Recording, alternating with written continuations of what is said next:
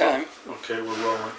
This is an interview at the Days Inn, Hicksville, New York, the 19th of November, 2003, approximately 2:30 p.m.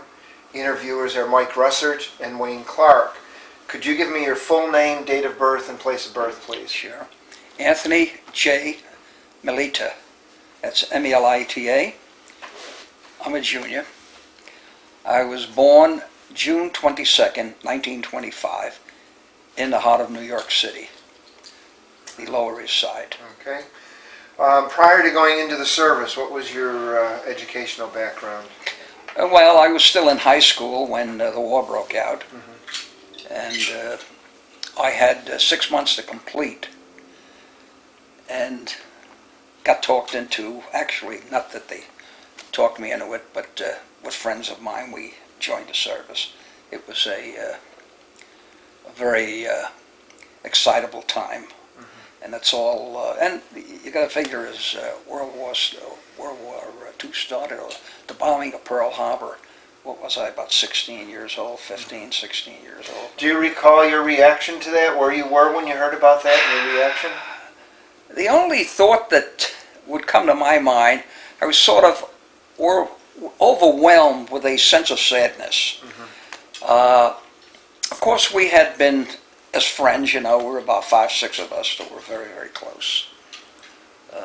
Not necessarily all from high school, but from the neighborhood. And we had been talking about the events that were taking place in Europe, in our sort of way. And what we would do in case of a war, and where would we go, what would we join, and so in that sense we would discuss it to that degree, but as to whether we really knew what we were talking about, I have my doubts. Prior to that, I've lived a very, very sheltered life, in that I was born and raised in New York City. And I think at around 1935, I may be wrong, for a year or so, we moved out into what we call the country suburbia, which was an area known as Corona, New York. And it was just a great area as far as I was concerned, coming from Manhattan, although I've always loved Manhattan. And I went to school there, and I went to high school. And about January of 43, I think, I may have been, I had 6 months left at high school. And we decided, friends of ours, that were going into service, and one dear friend went into the Army and ended up in the tank corps. Another one went into the Navy and wasn't quite sure what he wanted to do. And another friend of mine, Donald, longtime friend, decided he was going to hold it out until they drafted him.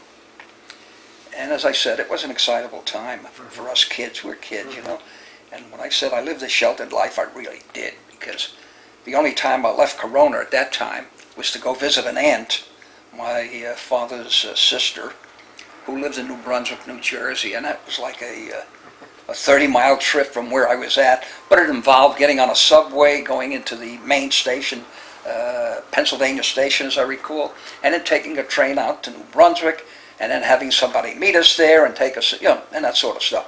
So when I went into service, it was a tremendous change for me. I mean, it opened my life totally, completely. Now, how did you pick the Coast Guard? Oh, we're discussing it, and another good friend of mine, Mike, said he was going into the Coast Guard, and I said, well, why the Coast Guard? He said it's a very small outfit. He says, and your chances of getting what you're looking for are far better. He said, of course, it's under the Navy, and they've got destroyer escorts at that time, and I think, well, I happen to know now that they did have troop transports. But I was never aware that they had LSTs or the Amphibious Force. So I said, that sounds great, because I've worked every summer since I've been 10 years old at one job or another. I've worked in butcher shop, I worked all over. Every summer my father would ask, or even prior to the summer, did you get a job yet for summer? In fact, his feeling was, see, I've had four other siblings, so we were 5 kids. And he was a mason, and he had to get out there and work real hard to keep 5 of us during the Depression, 6 of us, 7 in all, in shoes. So I did manage to have a job every summer. And of course his theory was not for the money, because I found out many years later that in 1 or 2 instances he actually paid them what they were paying me. And his theory was to keep me off the street. And he felt, or if we were busy, we wouldn't get into trouble. And it seemed to work out. So I did have a job since a good 10 years old. And one of the things I enjoyed was working in an electrical shop. And of course my duties at that time were very, very simple. Excuse me. Looking after the dog, cleaning up after the dog, and picking up little odds and ends, sockets and things that they would bring in from the job. They were electrical contractors, by the way. And my job was to take them apart, fix them, polish them, and get them ready up on a shelf for resale. So I did have an interest in electrical wiring. As a matter of fact, I also went to the Samuel Gompers Technical School in the Bronx, which was electrically oriented and so forth. And I enjoyed it. And one of the first things I did is when I went to sign up, I said, do you think I can get into the electrical end of this thing somehow? And they wondered why I had asked. I told them, and of course eventually it turned out after my boot training that they put me into an electrical school. And a couple others after that continued, and that's how I got into the electrical end of the Coast Guard. Now, where did you go for your basic training? I went to Manhattan Beach. It was a 3-month situation. Let's see, I joined the service in April 12th, I think, 1943. And I was in it until, I would say, mid-May of 46. So I spent a good 36, 37, 38 months in there. And from Manhattan Beach, I went to school in New York, up in the Bronx, Samuel Gompers again. And then from there, they transferred me to other training. I think it was either South Carolina or Savannah, Georgia first. I don't remember exactly, but I remember being there. How did you feel being that far from home? Well, I'll tell you the truth. The first month or so, I was rather homesick. And to top that off, I come down with a terrible cold. They told me it was a pneumonia, and they had me in the hospital, I think, for about a week. Again, I don't remember how long I was there, maybe a week at most. Right in, I think it was a maritime hospital, right outside of Manhattan Beach, which was in Brooklyn. But after that, I got accustomed to it, and I adjusted to it, and I rather liked it. Then after that, going to school and then traveling down to either Savannah or Charleston, and those areas was a great thing to me. I'd never been, like I said, beyond New Brunswick. So I was very excited as a kid, you know. And I adjusted quite well. I did what I had to do. And then one day I hear that I've been assigned to the, I had spent some time in the Naval School of Engineering in Anacostia, by the way. And from there, I was sent out to either Savannah or Charleston. I don't remember which came first. And then from there, I figured, being out in Charleston, I was going to go to a destroyer escort, which I would have liked nothing better than that. I would have really enjoyed that, I thought at the time. But I got my shipping orders, and it turned out that they were sending me over to the amphibious training out in Norfolk or New Bedford, Virginia. Right outside of Norfolk. It was the U.S. Naval amphibious base, Camp Bradford, that's what it was. And it was all amphibious training, and we took our training there and so forth, and next thing I know, I'm assigned. Oh, by the way, I had made third-class petty officer when I come out of school. In fact, I was the top of the class. Came out top of the class, whatever that means. And so I did have a third-class petty officer's rating, electrician's mate, which I was very delighted with because it's what I wanted to do. And now I find myself at Camp Bradford Amphibious Training. After that basic training, amphibious training, we were assigned an LST, which was being manufactured in Pittsburgh, Pennsylvania, which was the 785. So eventually we went into the area there, and we had a captain assigned to us, and we all trained, and we learned everything there was that they were to learn about the LSTs and our related expertise. And eventually we're on this LST 785. It was commissioned, and we're going down the Mississippi River into New Orleans and subsequently Gulfport, Mississippi. We again were training constantly, and from Gulfport we eventually left and went through the Panama Canal. On our way to the Panama Canal, which was somewhere into the Caribbean, we encountered maybe about 5 or 6 LSTs, 7 LSTs. We encountered one of the strangest storms that I have ever read about. In fact, you hear some of these storms that are out today. They'll talk about 30 and 40 foot waves. Mm-hmm. I remember, maybe it was only in my head, but I remember very clearly a 100-foot wave. I mean, I have never in my life imagined that a boat could sustain such damage, such banging around. I mean, an LST is very, very slow to start with, and it's like a big bathtub in the water, like a cork it floats, But our LST was about 327 feet long, and it up and down and over and out, and I would imagine there is no more than out of a complement of 104. Of course, at that time we didn't have any troops on yet. We had a complement of 104, which included both officers and men. Now, was the entire crew Coast Guard? Yeah, entire crew was all Coast Guard, 100%. As a matter of fact, the point I was looking to make, I think of that entire crew, there may have been at most 20 of us that didn't get seasick, to the point where we couldn't function. I was one of them, luckily. Why? I haven't the slightest idea. I mean, we've had people gotten seasick on airway, you couldn't move them. And we were in there for 3 days and 4 nights through this storm, and we were nothing more than a cork bouncing in the water. Or a hurricane, I don't know what the dickens it was. Our captain stopped smoking cigars at that point, so I knew he wasn't feeling too well. But I still attribute the fact that we were able to get out of that storm to his knowledge and expertise.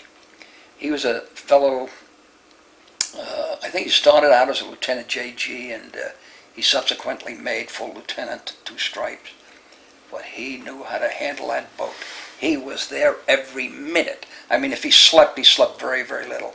He knew exactly what to do with that ship. Had it not been, I think, for his expertise, we would have never survived that little thing. And then, as quickly as that came on, after 3 days and 4 nights, it became like a sheet of glass, the water did, I remember that so clearly. And then we pulled in around the area around a canal, was it Balboa? I don't recall exactly, but some little city. And then eventually we went through the Panama Canal, and now we're in the Pacific. From there, we're heading out to various places. We went to San Diego. Now, were there any other ships in the convoy except outside of the LSTs? No, we from time to time we may have had 1 or 2 or 3, with the exception of coming in from Pittsburgh into the Panama Canal in the Pacific.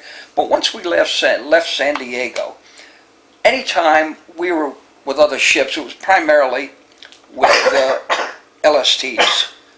Maybe 1 or 2 of them. Many times we were alone. Most of the time we were alone. Incidentally, because of that storm, it affected the main structures on the port side.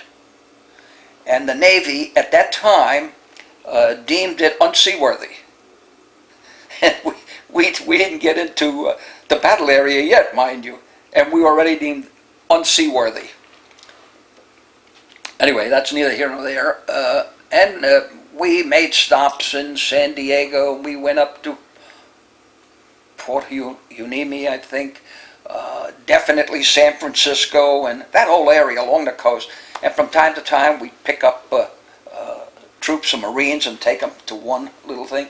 And eventually, out of San Francisco, we took on some heavy guns and tanks and ducks, and took them over to Hawaii. And then from Hawaii, we always had Marines on. We had all types of Marines, but most of the time we had the 5th Marine Division with us. And we'd have as many as 480, 500, 525, 520, in and around that area, you know. Because that's all you could really comfortably fit on those boats and feed them well and still everyone having some degree of comfort. But from that point on, we always had Marines with us constantly. So much so that we become very, very close and very friendly, because living and, you know, doing the whole bit together, which was another good experience, because I had the occasion to meet some very fine people. And I, of course, went on from 3rd class. I took the tests on ship and made the 2nd class petty officer, 2nd class electrician. And I immediately got into a supervisory capacity. I didn't stand watches. That's what I mean by that. And I was more or less responsible for the day-to-day operation of all the electrical equipment. Now, ST had a substantial amount of electrical equipment, DC, but it had quite a bit of equipment. And I found it very, very interesting. Other than the fact that unless we were in some sort of a situation where we had an emergency or we were in a battle condition, my daily duties were to look after a few other electricians and make sure the watches were held properly, down to the engine rooms, you know, the generating rooms, and that the electrical equipment was always maintained in 110% condition, which was a big, big job because of the salt water. And nevertheless, it was done. And we had many little problems into the rear steering room, up in the PPI sweep, up on the top of the tower, when we couldn't get anybody to go up there. I've never been on a pole in my life, and I ended up there in rough seas going this way. But I somehow managed. You did what you had to do. Again, we kept running. We kept going. I eventually made 1st class petty officer, electrician's mate again. And I was, again, a supervisor in the damage control of a series of LSTs. I believe there were 7 or 9 of them, so that supposedly if any big problems that they couldn't work out, I was to go upon their ships and help them. And it happened once where one of the LSTs caught on fire out in the Pacific, and they were fighting the fire. I mean, really fighting it. And I was sent over, and I went aboard the ship to do what I can possibly do to shut down the generators or start them, whatever they required, getting power to heavy fire pumps and things of that nature. And I spent quite a bit of time on it. And as I'm coming down, I'm climbing down a rope ladder onto a small boat, an LCVP underneath. I almost got killed. Someone dropped one of those tremendous nozzles from a hose over the side, and as I'm coming down the rope ladder, it hits my ear. And had that thing hit my head, it would have been just, period, that would have been the end. And I envisioned my mother receiving a telegram that your son's been killed in action by a nozzle of a water hose. And I found that rather ironic, you know. But from there, I'm jumping over a lot of it because, okay, you know, I hope that I'm giving you what you're looking for. From there, we hit a lot of the islands. We would island hop, always with Marines, always with equipment, always with ammunition. We would island hop. We'd go into, we went to Hawaii at one time. We didn't hit Hawaii again until we were coming home. From there, we would go into Saipan, into Tinian, into the Philippine Islands, and back up again, and Bing, and the whole the whole schmear, you know, and we did what we had to do. At night, I was delighted to be able to jump into a saltwater shower, take a shower, and then sit down and play a little cards or watch them play cards, and then just try to get a couple hours sleep for the next day. So as we're going through all these islands, from island to island, bringing Marines here, taking them off of here, bringing them there, and doing it all a little bit, I hear that they're going to be having an invasion. The Marines were going to, on board, were going to enter or participate into this invasion on an island like Iwo Jima. I'd never heard of the place before, you know. Iwo Jima, what the hell is that? And we soon found out. And of course, we went to Iwo Jima. I was there on February 19th, D-Day. I remember this. I can forget everything else, but that one thing is embezzled into my mind that I will never forget.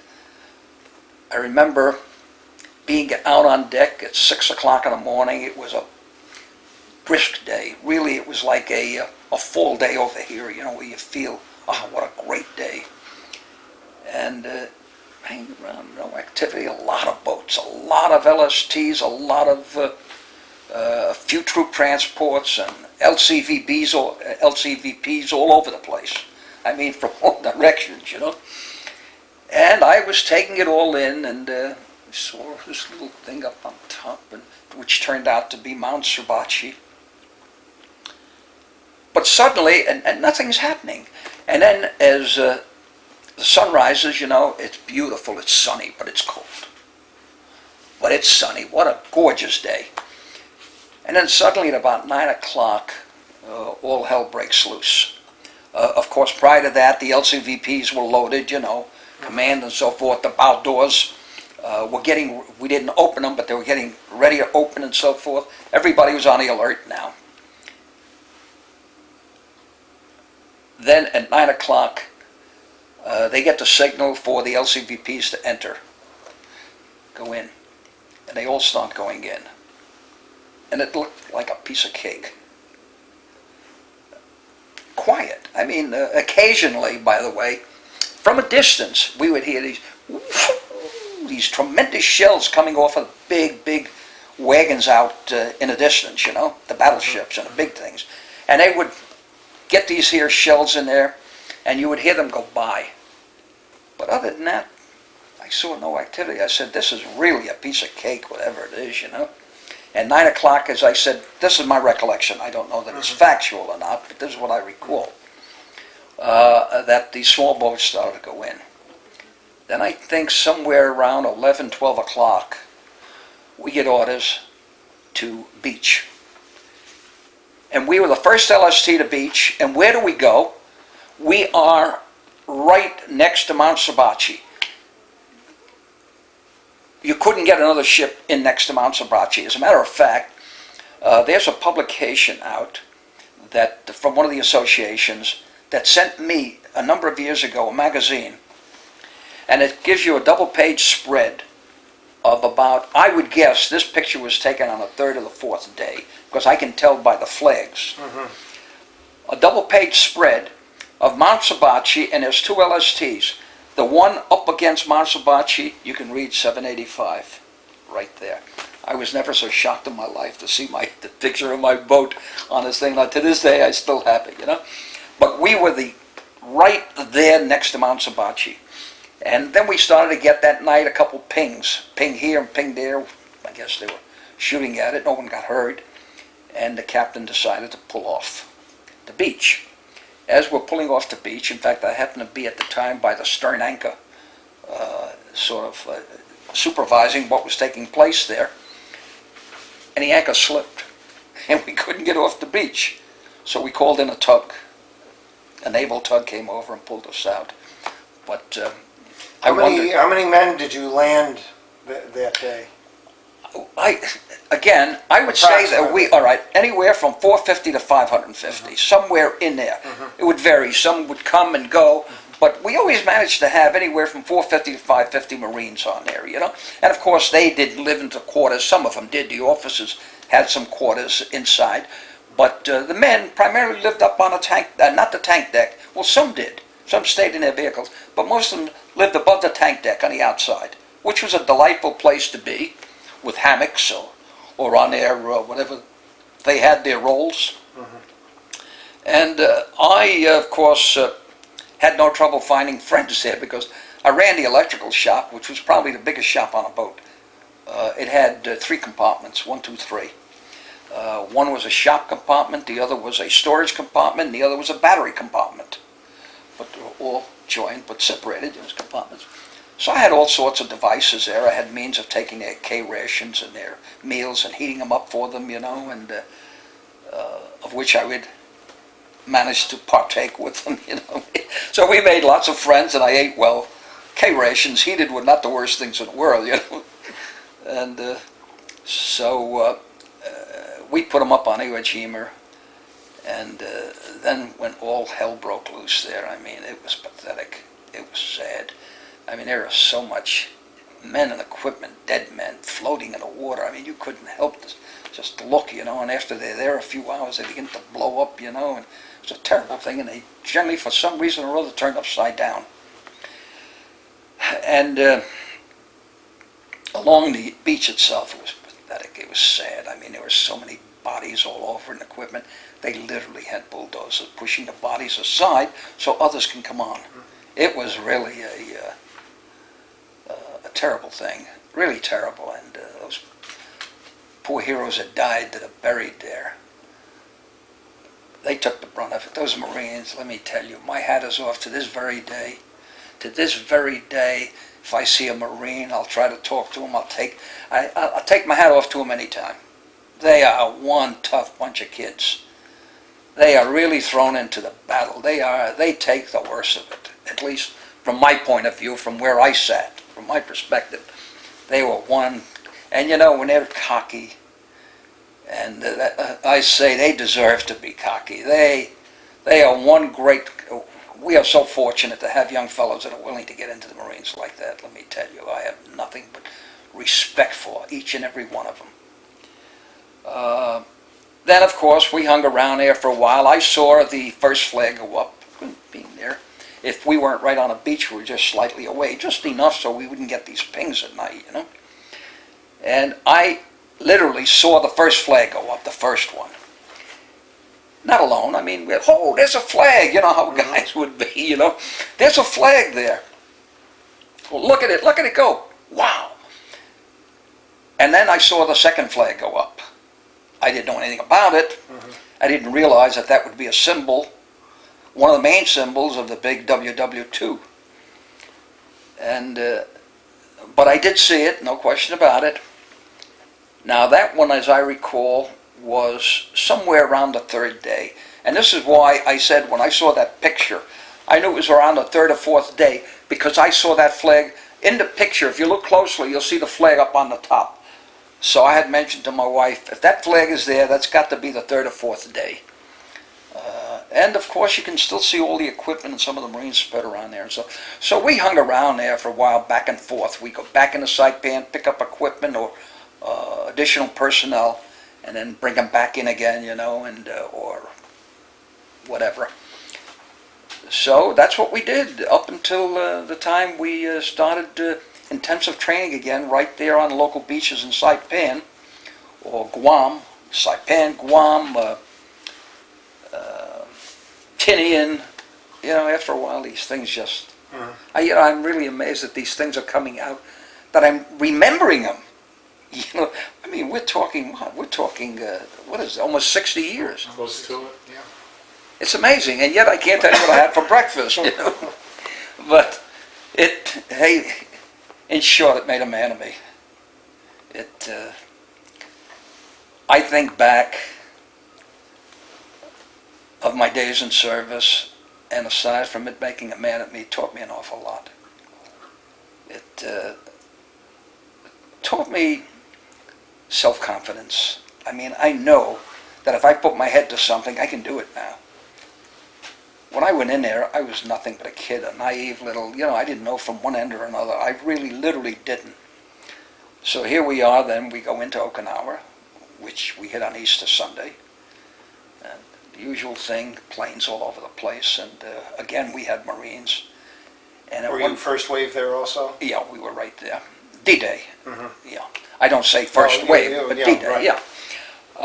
And we brought in Marines, and then at one point we had some CBs, which was later on, which would maybe have been, I'd say, a week or two after D-Day, or 10 days after D-Day. We brought in some CBs, and unfortunately, as they were getting off, they were walking off a high spot, up off our ship, and walking up a high spot. And someone made an alert on a plane coming over, and everybody started to shoot, and I understand that there were some of them killed and wounded, the CBs. Again, this is just what I'm there, and in fact we had a, I don't recall, because he wasn't stationed on our ship per se, he was there, whether he was there with the troops or he had some other business there. He was either a priest or a rabbi, I don't recall what he was, but he was a man of the church, and I could remember him arguing with someone there and being so angry that he says, "I want to get off of this ship," and he left. He was so disgusted with us for what we had done, and it was friendly fire. We had no way, and strangely enough, the plane that was coming in very low, as they would do, happened to be a Marine plane. And but hey, these things happen. We see it every day in Iraq and all that.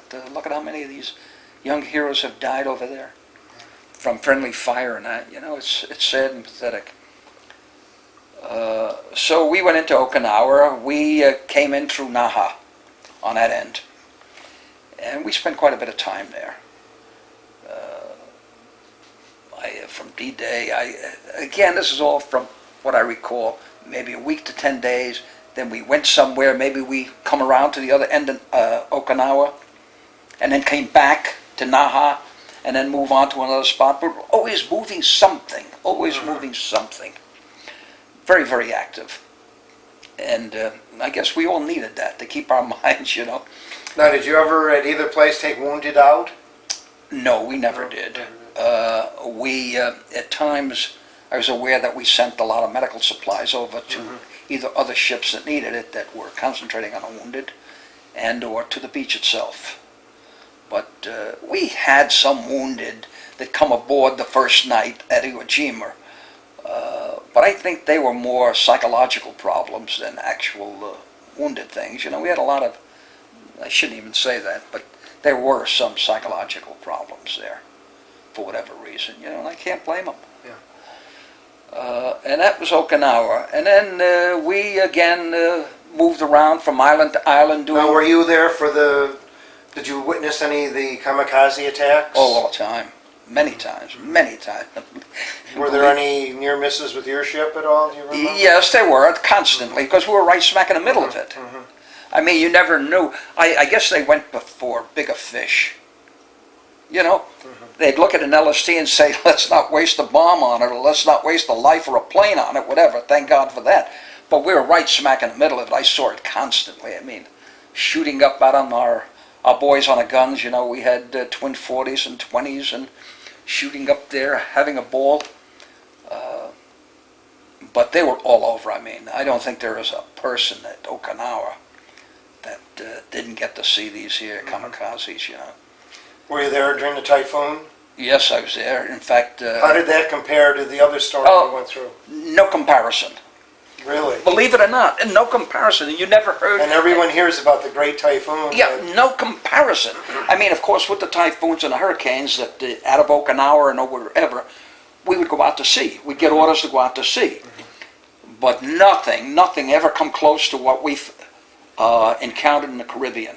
And again, I think Captain Nichols, as I refer to him as captain, but he was not a captain by rank, He was just a captain of the ship. He knew his business had it not been for him. And I don't know what his background was, what his training prior to this, coming on an LSD was, but he knew how to handle a boat. God. Then from Okinawa, again, you know, island hopping constantly, always doing something. We stopped moving around, and then there came a time where we started to move into the China Sea, or the Sea of Japan. And we're down and around a little bit. Let's see, the Sea of China, the China Sea, I think is like this. And I'm not too sure on just how the Sea of Japan comes into the China Sea, but in and around that area. And we were right smack in there. Unbeknown to me anyway, I guess they were preparing for the big invasion. And you see an awful lot of ships begin to congregate in that area. Then, of course, you hear of the bomb, the first bomb.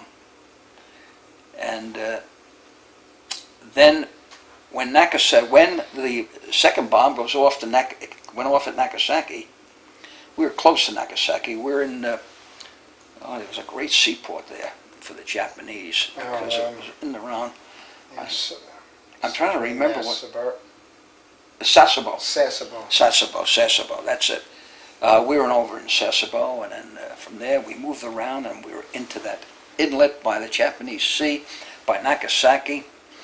And then, of course, when the surrender was signed, the Marines we had, and of course we become very, very friendly then, you know, Marines we had to unload into Nagasaki. And one of the Marines, who I happen to be very friendly with, had one of the ducks. And he was going out to a spot where they were setting up again, I can't, it's what I recall. I recalled the ducks that were coming out of my ship, loaded up with ammunition, armament of some type. And he asked me if I wanted to come along for the ride. I said, absolutely. I knew it was early morning and we were going to be back in a short time. So we did go. We were beached, by the way, not beached, up to a, where were we? We weren't beached. We had, we were not beached, but we were up against the shore in Nagasaki. I went ashore with him. We were on a duck, and there was him, me, maybe three or four other Marines. And they were going to bring this stuff over to an area that they were going to create as an ammunition dump. And we get a flat tire. Now what do? We got to fix the flat tire. So a couple of boys get out there with their carbines or with the M3s or whatever. They're out there and they're looking around. And you'd see there were some houses there now. You see an occasional people Japanese looking out the windows.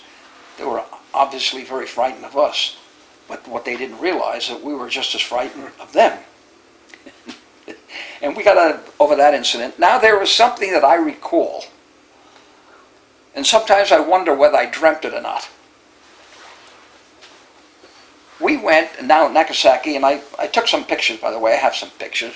You can see nothing but rubble. But we're at a building which appeared to be a very large building to me, and maybe it wasn't. It just appeared to me. And there was a youngster there, a Japanese girl, singing My Old Kentucky Home. And I just couldn't believe it. And I figured, well, she was probably one student who had taken some English, and there she's singing My Old Kentucky Home, perhaps with the thought that if I sing that, we'll make friends with the Americans.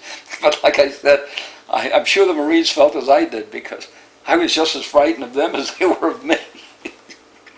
But I was over in Nagasaki. Now, strangely, a while back, a number of years ago, I signed up at Northport for medication, in case I require it and so forth and so on. And I got my veterans card, from the Northport Veterans Hospital.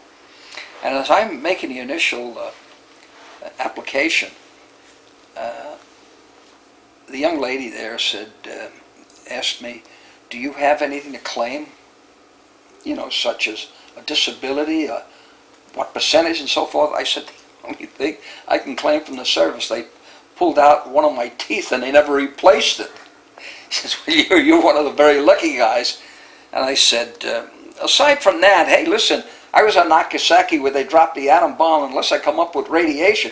She said, you better put it down. Put it down. I said, oh, you got to be kidding. No, she says, put it down. And one of the things I put that I was in Nagasaki, if ever I'm affected by radiation, you know where it's coming from. Knock on wood. I haven't had the effects of it yet. What was your impression of the destruction there? How did you feel when you saw that? Well, I think it was actually beyond me. I mean, I just could not have imagined what was there prior to it being destructed. Subsequent to that, I had spent, again, in service, some time in other parts of Japan.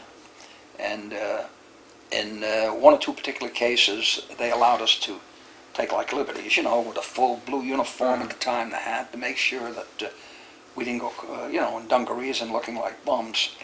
And my recollection then of what I saw were a lot of little small houses, everything crowded in, lots of, if not flowers, lots of greens, but I was not terribly impressed. You also have to understand that, from my point of view, I always felt that Japan, when they manufacture things, again, based on my childhood, you know, a childhood depression, and anything I saw that came from Japan was garbage. I mean, even little toys were made from tin that if you weren't careful, you'd cut yourself. So my thought always was, you know, when we discuss it with friends of ours, we always, I'm talking about before we went into service as kids, you know, well, what can these people do? I mean, look at the garbage they manufacture, you know. Many times, of course, the saying used to be years ago, they would have a little place in Japan called USA just to be able to put made in USA, you know, USA. I don't know whether that's myth or fact, but these are the things that I remember. I said, what can they possibly do? These people can't put 2 bricks together, let alone, you know. But look, we said the same thing about the Chinese. Look at what they're making today. I mean, whatever they manufacture and send here is the finest of quality, considering for what you're paying for it. Then, of course, many years later, my wife and I, with another couple friends of ours, made a trip through Japan. And we were very fortunate that we were able to hire some young student that was going to the University of Wisconsin, a Japanese student who spoke English. He met us in Japan and stayed with us throughout all of Japan. Took us around, saw a lot, and I was rather impressed with what I saw in Japan. And from there we went on to China and we did the same thing with a different student. But at that point I was impressed. Of course, I was in Tokyo. We stayed at the Imperial Hotel. What is there not to be impressed? So, all in all, my time in the service has been memorable. I am thankful for the background it's given me. Shortly thereafter, in fact, 2 years after I come out of service, as I said, I think I come out around the middle of May sometime in '46. About a year or 2 years later, in 1948, September, I married.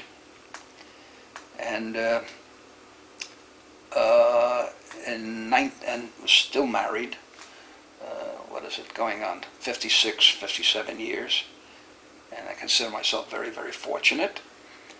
And it was with a young lady that I had communicated in writing when I was in service. Did you ever keep the letters, either of you? You know, I did. And my wife has kept all the letters I sent her. But I think I'm not a saver. Mm-hmm. I'm not a saver. My wife is, you know, and unfortunately, I threw most of them out. You know, if anything that I would save had to do with my son's schoolwork, I would save that. But letters and things I thought were useless, you know, to get rid of. But we got married in September of 1948. As I said, we just celebrated our 55th, so we're into our 56th year. And in 1949, we were married in 1948, September. Then 1949 on June 16th, and that's another day that's in my head forever, June 16th, I passed all the necessary exams for the city of New York and the state, and I become licensed by the city and the state. And I opened up, June 16th is the day I officially opened up the business, where the city said, okay, now you're in business, go ahead. And I founded the Melita Electric Corporation and was president and CEO for 54 years until recently I retired. And I'm 78 now. So I had a good run. Mm-hmm. I have no, believe me, I'm just happy with the way everything ran. Yeah, I have no regrets whatsoever. I'll ask you a couple questions. Absolutely. Now, you said you received 2 Bronze Stars? Yes, I did. What were those? One for Iwo Jima and one for Okinawa. Okay. Do you recall your reaction or where you were when you heard about the death of President Roosevelt? Yes, I do. I remember very clearly, very, very clearly, because I was dumbfounded. I felt again like a terrible, terrible thing occurred. Now, where is this all going to take us now that we lost our president, the one that was there right from day one, you know? And President Truman, Truman took over right after that. Yeah, I didn't know too. Not that I knew that much about Roosevelt, but of course he had been in there since I think 1933 or thereabouts, you know. So we learned a little about him in school and what I read. But Truman I knew nothing of, nothing whatsoever. And quite frankly, we discussed that all the time on the ship, and we were a little frightened. We didn't know what to expect. What was your reaction when you heard about the dropping the atomic bombs? To say I was pleased would not be right, because too many people have died. And, on one hand, it was a mixture. On one hand, you were glad to think that perhaps this may end a war. On the other hand, you felt sorry for humanity. At least I did. I felt, and anybody I spoke to, they said it's a shame that so many people had to die. It wasn't that we jumped up and down and had a ball and started to dance. No. There was a certain sense of contentment that you hope that it's all going to be over from this point on. But at the same time, too many people got hurt. Too many people had died. Did you use the GI Bill at all? The who? GI Bill. I had all intentions of doing it. You have no idea. But the first 2 years after it, I was so busy preparing. Now you got to understand, I had nothing. A couple pennies that I had, thank God my mother saved. Whenever I'd work. Did you use the 5220 Club? I got it, I think, for 1 week. Oh, okay. I went right to work. I went to work within 6 or 7 days after I come out of service. And I got a job in Manhattan. Of course, my entire business years have been all in Manhattan. Like I was born and raised, and to this day I love Manhattan. I love everything about it. But I went to an electrical corporation out in Manhattan, and I had a couple recommendations, you know, with me, and handed it to them. And I said, I'm young, I'm willing to learn, and this is what I know, and I could use a job. So I got a job as an estimator for them, going to a job site, jotting everything down, you know, and then bringing it back and putting labor figures on it and that, and boom. And I did that for a short while until I took the exams and so forth. I studied and took the exams for my own licenses, which I told you I got in 1949, June. Then went into my own business. So I was anxious to get into something, but I couldn't take advantage of the GI Bill of Right. I would have loved it.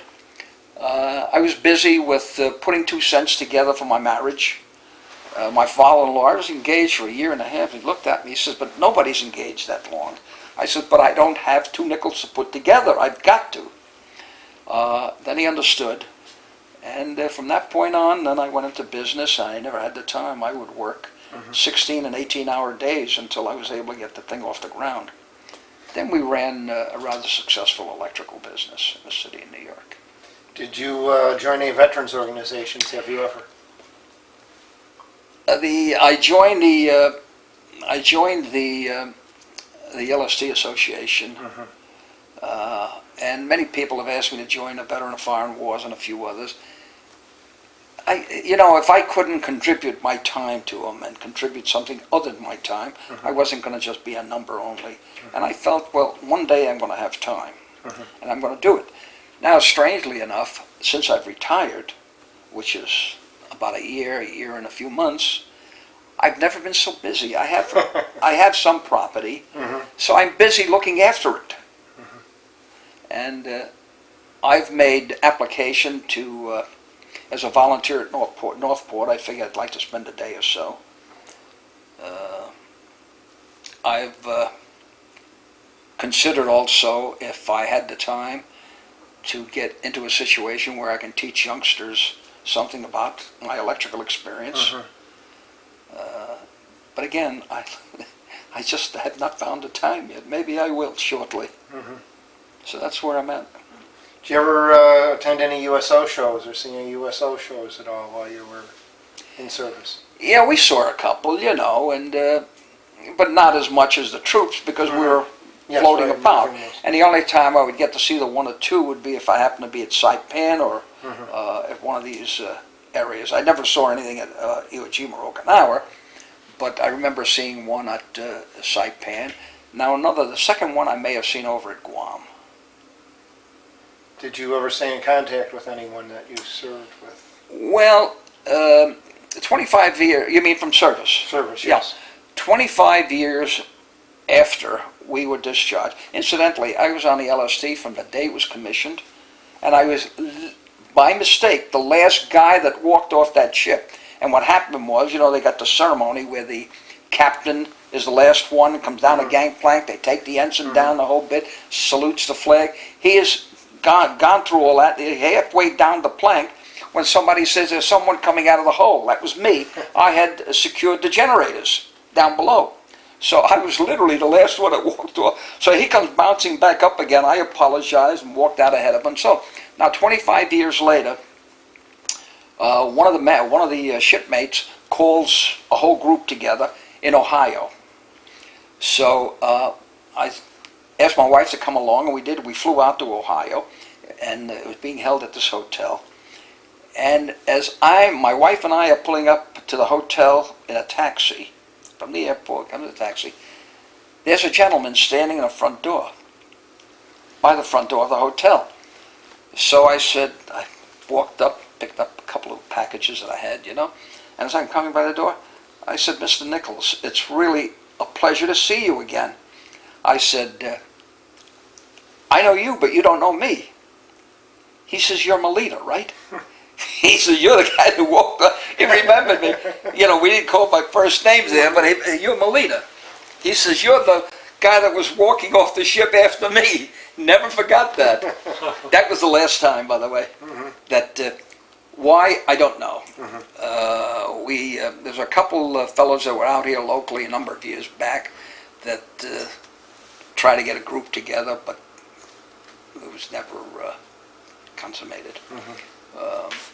It's a strange part of it also now. From time to time I get that. I'm not active in it, but I'm a member. I pay my dues, the LST Association, because I enjoy their journal, as well as doing what little part I can that my money will do for it, from time to time, and they've got a listing of all new members, I look to see who's a member there. I have yet to see someone from LSD 785. Huh. It's strange, really. Yeah. How do you think your time in the service, I know you have alluded to it here and there, it affected your life? Very positively, extremely, very, very positively. And I could only encourage any youngster to take advantage of the service. I mean, you truly come out a man. I mean, you're thrown in, you're exposed to all sorts of people, and you have a choice. You have a choice, picking the right friends and doing the right things and learning and taking advantage of the opportunities that are given you. And believe me, they give you a tremendous amount of opportunities. Now, it's affected me only in a very, very positive way. And I'm very, very grateful for it. Okay. All right, well, thank you very much for your interview. Well, you're very